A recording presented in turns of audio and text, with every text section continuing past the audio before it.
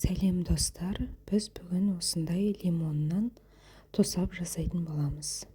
Ең алдымен үйдегі бар қалған лимондарды жарты бөлікке бөліп, ұсақтап тураймыз. Осындай лимондар қалса, тастамай, одан тосап жасап алыңыздар.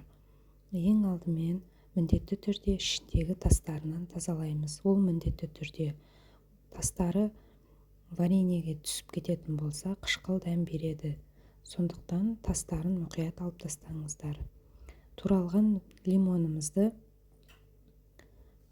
қайнататын ыдысқа салып, секерімізді үстіне қосамыз. Секерді мен 3 немесе 4 бөлікке бөліп алып салдым. Алдымен бір бөлігін салып, лимонның үстіне жарты сағатқа қоямыз. Сол кезде жарты сағатқа қойған кезде астын үстіне шығарып, жаймен ағаш қасықпен былғап аламыз. Лимонымыз езілмейтіндей дәрежеде лимонның барлық жеріне секер тиетіндей етіп араластырып қоямыз жарты сағатқа. Жарты сағат өткеннен кейін секеріміз еріп, осылай суы пайда бола бастайды. Көріп тұрғандағыңыздай, өзінің соғы, ешқандай су қосылмайды. Енді келесі бөлігін салып, тағы да мұқият араластырып қоямыз. Лимон мен секер араласқан тосабымыз тұрған сайын өзінен су бөліп шығарады.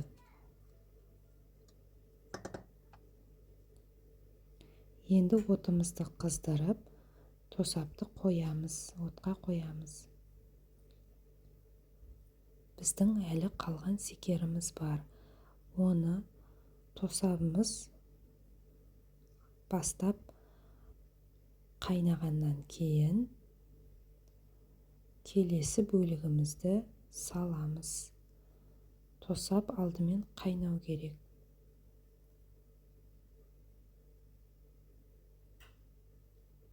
Міне тосабымыз қайнады, суы тағы да көбейіп шыға бастады.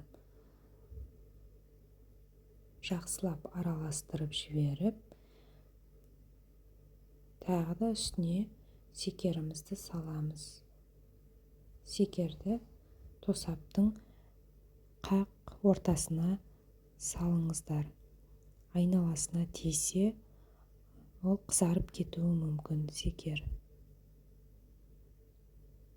Ортасына салып, асықпай секерін сумен ертіп, тағы да біраз қайнатып аламыз.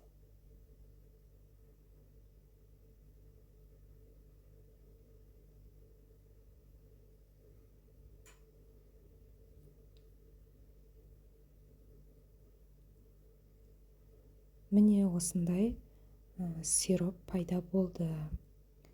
Осы ыссы күйінде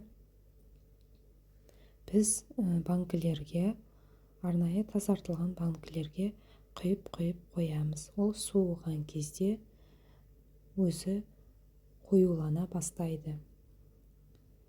Қазіргі салқын мезгілде қара шаймен қолданып ішсеңіздер, өте пайдалы тосап шықты. Міндетті түрде жасап көріңіздер. Біздер үйде шаймен тез таусып қоямыз.